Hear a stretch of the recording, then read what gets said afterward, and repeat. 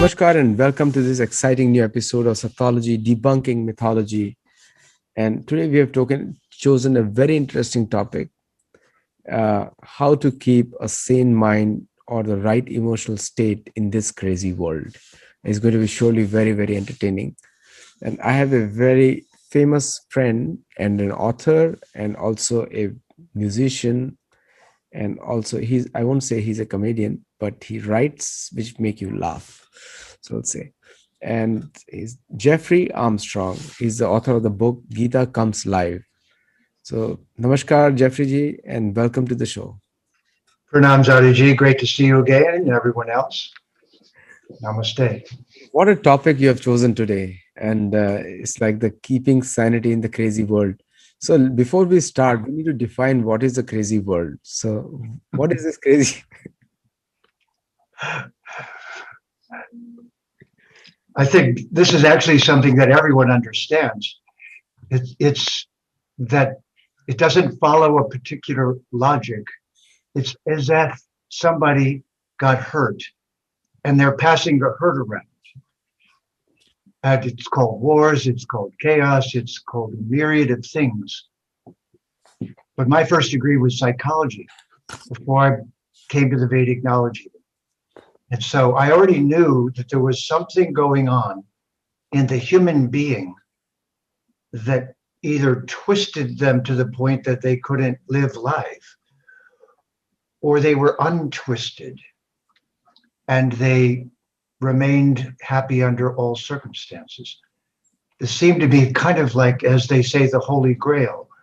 One had to find out two things. Where does beauty come from and why does it drive us crazy? It's a, most of the people don't even realize they're living in a crazy world. They think it's a new normal. So just to give them an idea that what is normal and what is abnormal, sometimes we have to talk about it. So what would be a normal world then? Well, the first thing I like to remind people is that the carpenter's square that they use to make right angles is called the carpenter's normal. Right. So I'm not sure we really want to be normal because it means to be square. The question really is, what is normal? And society has its norms. In a very real sense, the quest for ultimate understanding is the establishment inside yourself of a new normal, not the social normal, not the world's normal, and to have the courage to have your own standard of normal and to have that embrace the well-being of everyone is otherwise known as yoga. Absolutely. Now in the definition of norm or a normal is totally skewed today.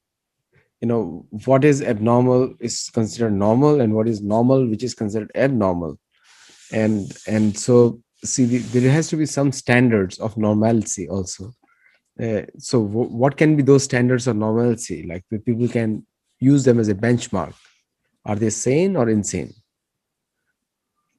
Well, this actually is the word that you have wisely chosen to be the anchor for what you're doing. That's Sat of Sattology. I think the time this was expressed the most tellingly was back in the 60s by Mick Jagger in the Rolling Stones when he said, "Can't get no Sat is faction." So what if that's the problem? What if we're all addicts who can't get enough of our drug and we go crazy? When we talk about the today's world, and I think people are living on borrowed lives. Like Rupa Goswami says, avirodh priti and virodh yukt krodh. So what is being sold to them as normal, that's what they put their aspirations on. That you are a tax-abiding citizen. If you pay taxes, you're a good citizen, and if you don't pay taxes, there's something missing in your life. And so people are living. It's like hand to mouth. It will change tomorrow. The doctors say milk is good today. Tomorrow they say milk is bad. And the third day they say, okay, milk was good, I was wrong. Then again say, oh, additional research says that the vegan milk is the best milk. So it keeps changing. Everything for everyone, it keeps changing. So how do people build a stable lifestyle when things are changing by the so-called uh, the guides of the world? So let's add to that let's just describe what it really is to be human. And let's call this thing we call mind or manas. Let's just say it's our radio. I'm going to use radio because I'm old school. Before there was internet, there was radio. But just think it's a broadcasting device with thousands of channels. And you get to decide what channel it stays on. But the problem is you have to interact with the world, and they're not on that channel necessarily. So they keep changing your channel. They keep retuning your radio, and then you stay on that channel. So the question is, how do you find the channel to be on? And then how do you stay on it while still staying in the world? True. I mean, you mentioned some very important point like mind. And so if I ask somebody, where is your mind? Most of the people won't be able to say. So are we saying they're living a mindless world, living in a mindless world? Because mind, they cannot see. They can see the brain, but no mind. And where's your heart? It's here. So why are your heart and your mind always arguing? Right. What's with that? Are they trying to decide?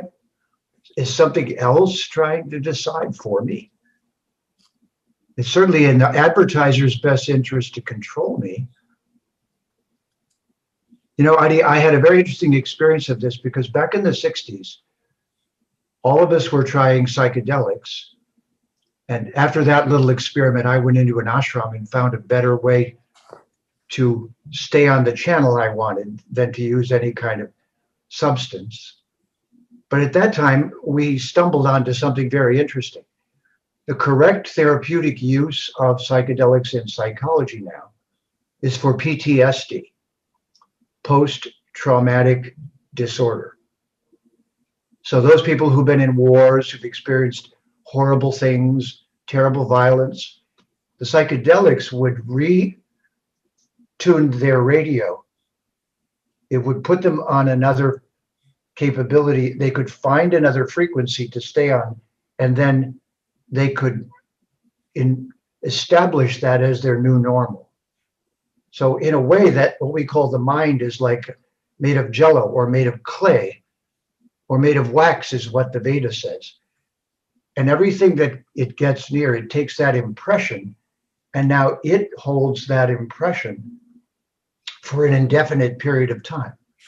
So in a very real sense, everyone we know is merely a traumatized person who's more or less still living the trauma that they experienced some years ago, or lifetimes ago. Very true. I think the mind plays a lot of games, but we have solutions for everything else. People may have diabetes, they take sugar, like medicines to avoid sugar. They take all kinds of medicines to avoid the problem. But for mind, nobody cares about it. When it is the most important thing, there are words like psychosomatic disorders. The origin of the bodily problems can be connected to the mind, and there is only one exercise to do that, and which is you mentioned in the beginning. It's called yoga. But yoga is getting banned as a religion in many of the states in the US, and like the Ohio State University banned yoga, saying that it was a court of Ohio State said that it's a religion, and there was a big propaganda around that. So let's separate what we call mind, and let's use the Sanskrit word because it has the four departments: thinking, feeling, willing, and memory. Those are the four departments of manas. So let's be scientific instead of lumping thinking and feeling and willing and memory into one crazy apparatus. Let's say we have four different faculties that we can use in this conversation. Yeah, thinking, feeling, willing, and all Memory. that memory. And you know, so again, it all comes to, you put a very good word called manas, and it says mana shashtani indriyani prakriti sthani karshati. And so we talk about all the indriya but not the mind. So and there is a no discussion on the mind, which is the most important part of all Americans life and throughout the globe, whoever is watching. So and the mind is factored around, like you said, samskar, you mentioned that briefly, that the what experiences you have shapes of your mind. So the mind for a person in Africa may be different than the one which is in South America, but what is the common denominator for all of them? What will be the common denominator there? They're programmed by their environment. So there's this input output relationship between manas and what are called the dasendriyas, our 10 senses, our 5 senses of perception, the incoming information, and our senses of action, what we do things with. Think of them as 10 horses pulling a chariot. We're the passenger, and we have 4 faculties in manas. So thinking becomes jnana yoga, feeling becomes bhakti yoga, doing becomes karma yoga, and memory is ashtanga yoga, yogas chit vritti nirodha. Yeah. So when we talk about these four faculties here, so most of the people, they club it together, and and and then when they club it together, there's a big confusion now, because the feeling is mixed with thinking, and there is a psychiatric issue over there. Some people can think but not feel, and it's called the bipolar disorder, because they can feel, they can think but not feel. So the actions may not be in time. So because they're thinking about, they like a mother may be thinking that I have to take care of the child, but there is no feeling over there, so the time factor is lagging over there. So how does it connect to to the psychology, like the psychiatric science? Because the doctors just give you to lift your sentiment, or down your sentiment by through medicines, but it doesn't connect anywhere there. So what is the solution there in terms of society? What is the solution here? This is where the Bhagavad Gita begins. The word is the pathus. Bhagavan says to Arjun, you're a warrior, you're a Kshatriya, you're a Raja. How has vipathus, how has this empathy overcome all of your other understandings? Was Arjun's crying? Just started crying and sat down on his chair and dropped his bow. Isn't this just like us? Aren't we in the confusion of the manas and not knowing how to sort out these different faculties? See, the entertainment quality is also decreased a lot. You are a musician also. The entertainment quality is just focused around indriya, and there is a hierarchy of indriya, and then mind, then buddhi, and then atma, but only about indriya. So sense enjoyment is the main focus, but there is no manoranjan. So manoranjan is a word, Sanskrit word from manas, and ranjan means involvement. So there is a manoranjan and there is a atmaranjan, the enjoyment of the soul. They're two different aspects. So the satisfaction for a human being comes from atmaranjan, something which is connected to the soul, but that aspect is completely ignored nowadays. You can see, you can go to any topic, any university, then it's all about indriya. It's about enjoyment of the senses, and which includes the mind, but no enjoyment of the soul. Now when there is that fulfillment is lacking, then automatically people are going to fall for the crazy world. So let's now divide this into two different departments because we see it all the time. We hear it at all the pop songs. Remember the song? Well, I think I'm going out of my head over you. So it seems that at the end of the day, thinking and willing and memory are all working for the most profound of the human faculties, but the most difficult to control. The bronking horse, the wild bronco, called emotion, called feeling. So what do we do with the feelings that are generated in us by the rest of the world and what's happening in it? How do we stay in a consistent emotional state that isn't changed or reprogrammed by the things happening around us? And that's the important question. That's the question. People are looking for stable feeling, like constant feelings, and they're looking for stability in that, but they can't get it in a normal way of life, cannot get it. And so they get into the philosophy of instinct. Okay, let's work on the animal instinct.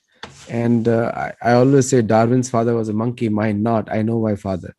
So but the instinct is not animal instinct. So if you keep working on instinct, then in the name of protein you're going to eat anything, including insects, and which is very common nowadays, becoming a new delicacy in San Diego, at least I can say. It become a new delicacy now, because the concept of right wrong is just changing all the time. So feelings are also not constant. What do you have to say on that? That's perfect, Adi. You led me to the next step. That what happened in my own journey was I became a Jyotishi. I became a Vedic astrologer. Now, most people don't understand astrology because it's been confused by Christianity and Islam, and the one lifetime religions have a really hard time with astrology because astrology is the momentum of the karmas created in previous lifetimes, which are on a delayed delivery schedule. So the simplest way to think of astrology is that the planets, which is called Jyotish in the Vedic system, the science of light, the planets appear to us as light in the sky, just as the stars do. So as the planets move through the sky, they're not affecting us. There's more gravity from the bodies of the doctor and nurse in the delivery room where a baby's being born. That baby is under more influence physically from the doctor and nurse by the gravity of their own body than by the planets. The planets moving is a clock ticking and saying it's time to deliver this that happened in your past to you. And this is the crux of the whole confusion, that everything that we did in the past of any great significance is like ordering something from Amazon. And then you go to sleep, forget you ordered it. And when it comes to the door, you're confused and you don't know why you got it. So this delayed cause and effect over many lifetimes, which actually in Latin is called metempsychosis. The same word psychosis that we use for craziness of some kind or the other. We all have as craziness by forgetting karma and not knowing why things are happening to us. And so we're emotionally upset by the fact that there's no obvious connection between the karmas that are coming to us and what we're doing at the moment. So it seems unfair. So the unfair emotion gets installed in us permanently. And then our relationship to the higher reality becomes contaminated by nothing seems to be fair or make any sense. Yeah, one of the questions just came now about the feelings. It just came just now here. So the feeling is the most talked about thing. I feel that way. I'm feeling this way, and there are people who are severely opposed to that part, because they say think that feelings can be misconstrued, or it can be But feelings is the basis of human interaction. If you feel good, you're going to do good business. If you don't feel good, you're not going to do business. And they call it vibes also. Vibes, another word, that I'm vibing with that person. Like I vibe with you, and that's why we're doing these shows. There's a vibe, common vibes. So where does the vibe comes into play? Because if they don't believe in next birth, the vibes should not be there. So here we are in the midst of this, yeah. And so the rest remember the question. The question is, how do I stay steady in a particular emotion that was chosen by me? Why am I dragged everywhere by everything else's emotion? Why can't I hold a steady emotion? We already know steadying the mind. We kind of learn how to do that. We shut out the noise. We steady our mind, and we study. It's like steady.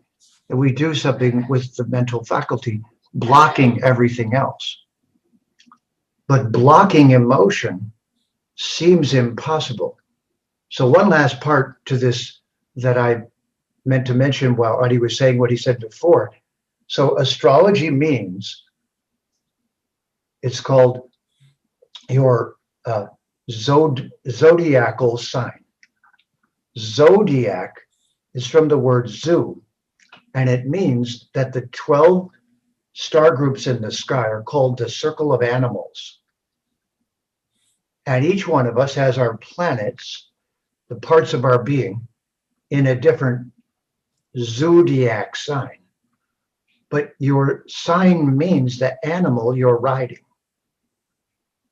So this is a very important part of this conversation, because the idea is that this body is an animal and we're riding on top of the animal. So imagine that your body is some kind of animal, a horse, a bull, a pig, a dog, a cat, a bird.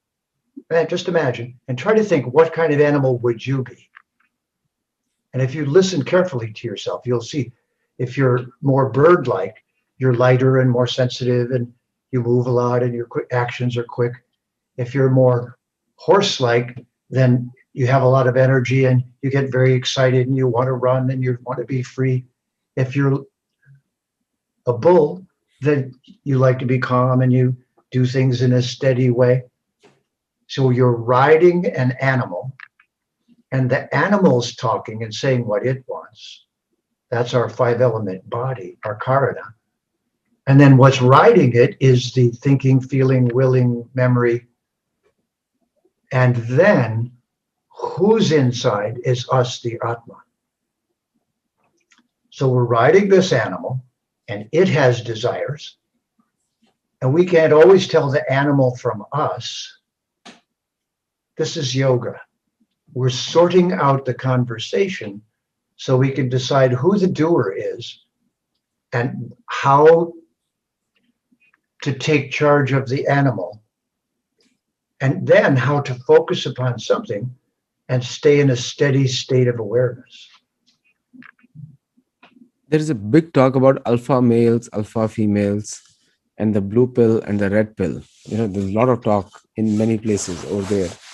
And so most of the people are, talking about, are you the alpha male or the alpha female, or you have to choose. And there's a very famous movie called Matrix movie, and the oracle gives him choice of blue pill or the red pill, and now he has to make choices. Now the choices again depend on the feelings. Again, I'm connecting back to feelings and instinct also, because you're going to make a choice of something which gels with you. And oftentimes these choices are severely guided by the marketing program. This is a very common thing.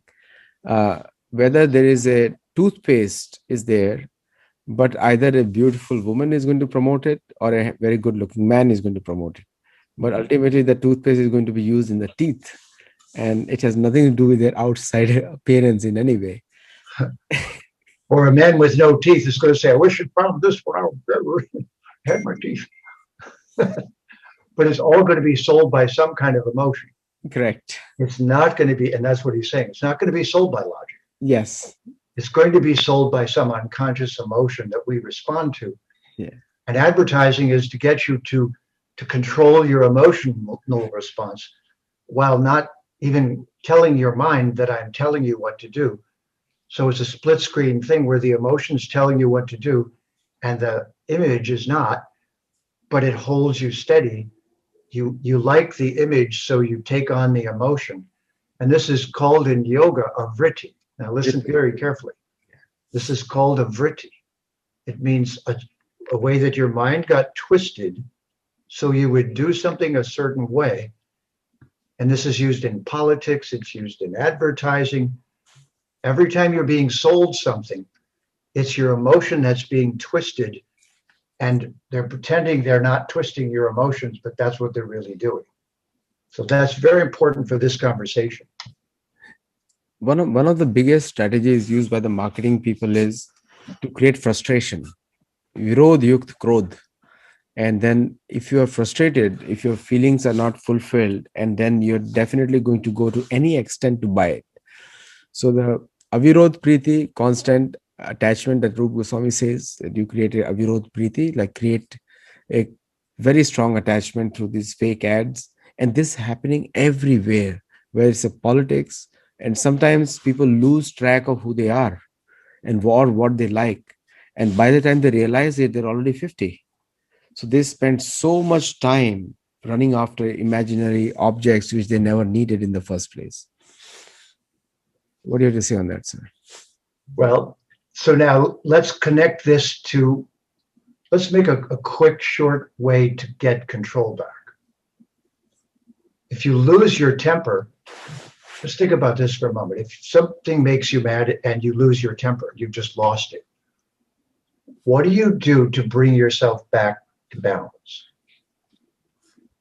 How do you come back to that balance point? It's the same question when you're being conditioned by an ad or when someone's trying to control your mind. Where do you stand in a place from which you can observe all the things that are pulling you?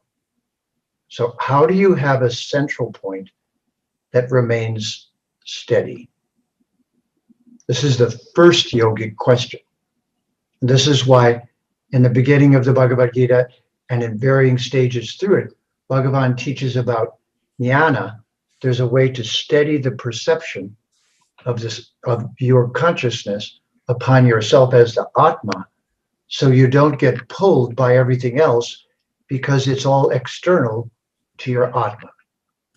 And you could say that's the first step in yoga, is you hold an internal focus so your self-definition doesn't change because of what's going on around you.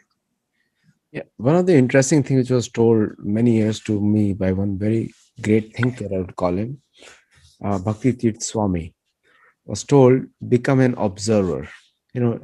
Most of the times we forget that very simple advice. Sometimes we have to just observe things. Observe means, you hold your feelings steady, but don't get carried away with it. What do you have to say on that, sir? Yes, the other word I've heard used for this is sakshi. Sakshi. Correct. We become the witness. So imagine you're an objective witness and somebody is counting on your opinion. So you can't get involved in what's going on around you. So you just have a practice you do so you're not invested in what's going on around you. You're just a clear observer of it. This is essentially turning the emotions off. You register the emotions, but they're not allowed to, your animal's not allowed to run. Yeah, I'm a Scorpio. I live under this earth. And so now the one question has come in is that, so it's a great point. Like the people get carried away by constant bombardment of messages coming through social media. And the social media has created the most depression amongst students who are listening, and in the aspirations that everyone wants to look something they're not. They may be living in a very dingy place, but they'll do Photoshop in such a way it looks like they are standing under the Eiffel Tower. And so it creates a fake perception, a artificial reality that someone is happier than me. And someone is more happier than me, and people strive for that, which has never existed in the first place. So what do you have to say on that, on those kind of distractions, I would say? Well, I always like to go back to those distractions are because we're still trying to have an emotional state. That's because it's such a deep part of who we are. That just being a scientist and just being an observer doesn't satisfy that need. So let's switch the conversation in another way for a second so we get both sides of this. Let's just say that by looking at the universe around us, the world around us, certain emotions are produced, or by stories people have told us about the supreme and ultimate reality. We have a constant emotion that comes from believing we're always in danger or we're always safe. Think about it for a second. If you always thought you were in danger, then nothing could fix it because it's not something happening, it's just a feeling. So the next step of this is that the religions of the world have told all their followers that the life is surrounded by a very dangerous concept. And that is that you're intrinsically evil, bad, a sinner or of some sort, and that you're very likely to go to a really horrible place any minute now if you don't do exactly what you're told. So, what emotion would that make? Think about it for a second.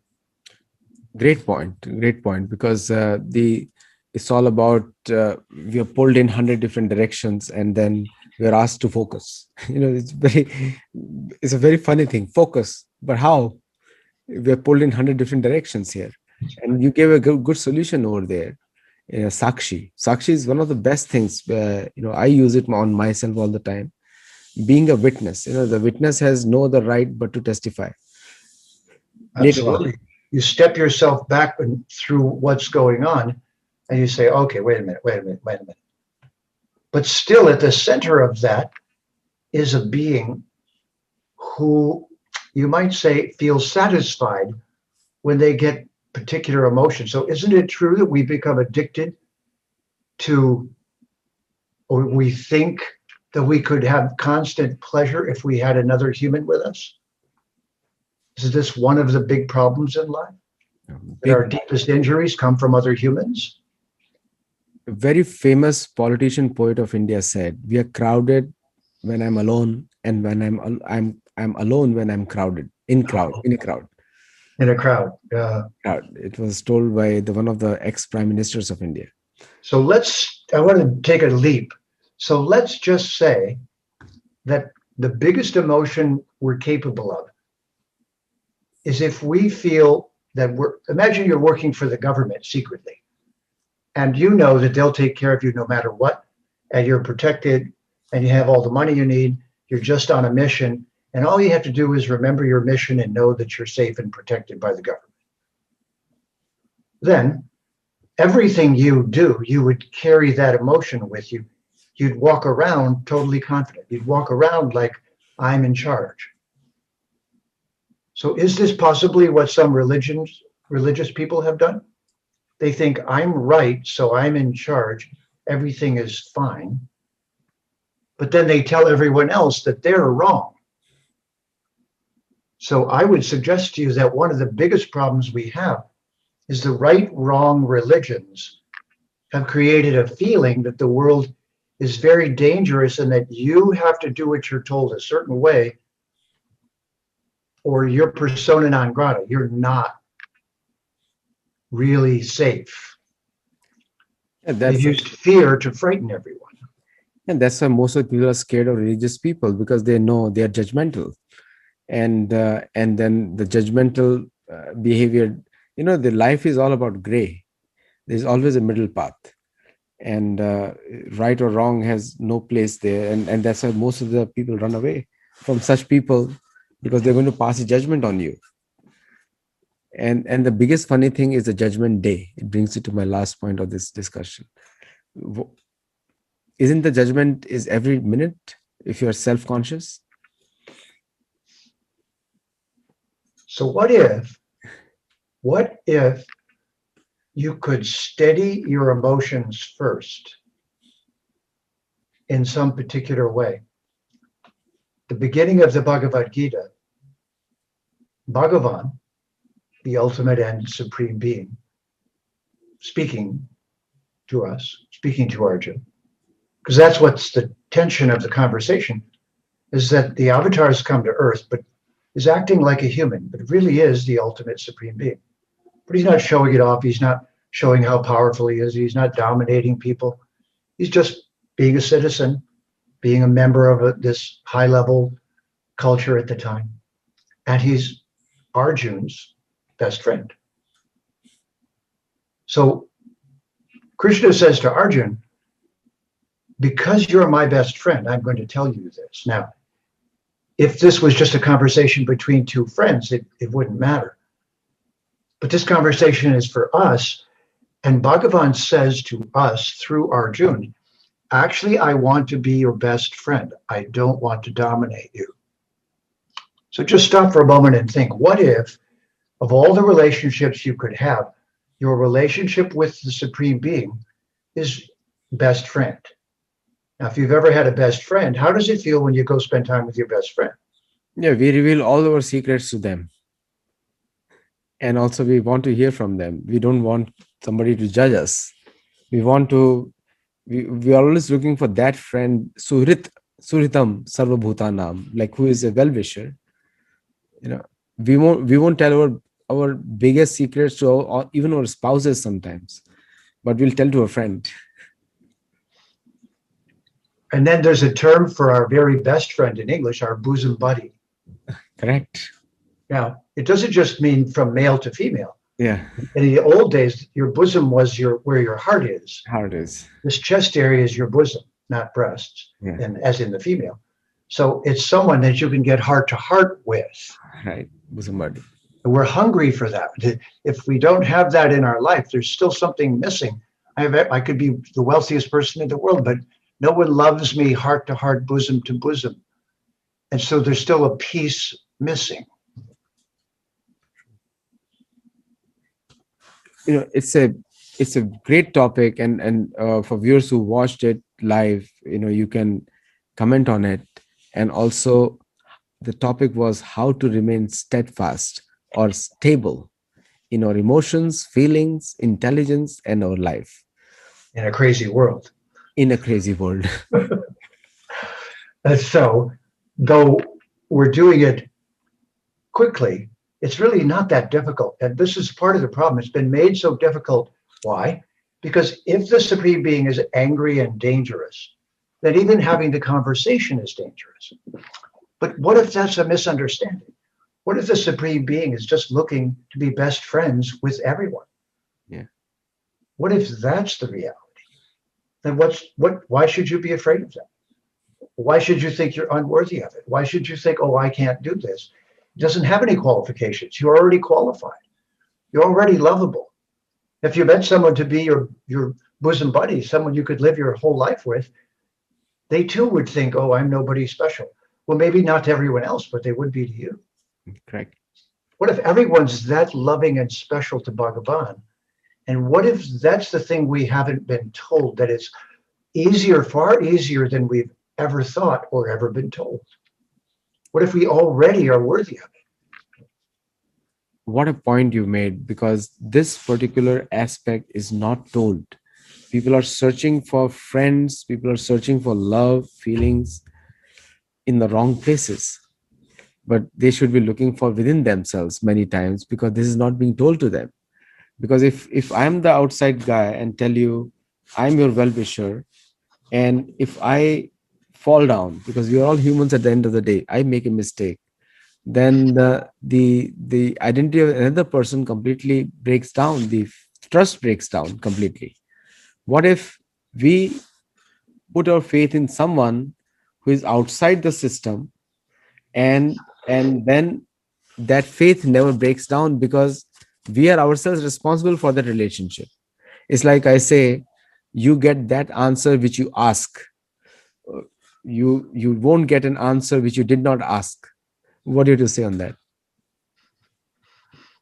You know, if you're a psychologist, people come to you all day long that are more or less crazy temporarily. And so you have to interact with them. You can't ignore them.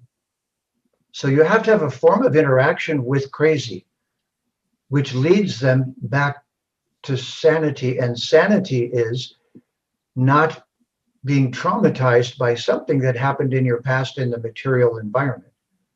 So let's make it simple. What if everyone's been traumatized and is constantly being traumatized, more or less, by things that happen around them? Now, how do you erase that emotion or push it into the back of the pile and put a loving, expansive, beautiful self emotion, beautiful others emotion? How do you look at everyone around you, even if they're acting horribly, and extract from them their true self and their true beauty? If you can't stay in that emotion, you can't do it. If the therapist can't stay steady and affectionate, they can't help the person they're speaking with. So, what if life is us talking to everyone and the mood you're able to hold is the mood that's passed on while you're talking to them? That's right. Great points, Jeffrey, as usual. And thank you, viewers, for watching it.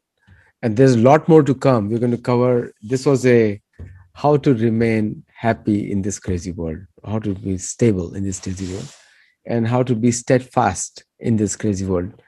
We'll come back with some more topics like that, and watch out for the next show. There's GitaComesLive.com is a new book by Jeffrey. Do buy it from the website directly or from Amazon. And if you have any questions or comments, or if you want to learn how to get the book, put it in the comments on YouTube. For those who watched it live, the website is right behind Jeffrey, GitaComesLive.com. Namaskar and thank you.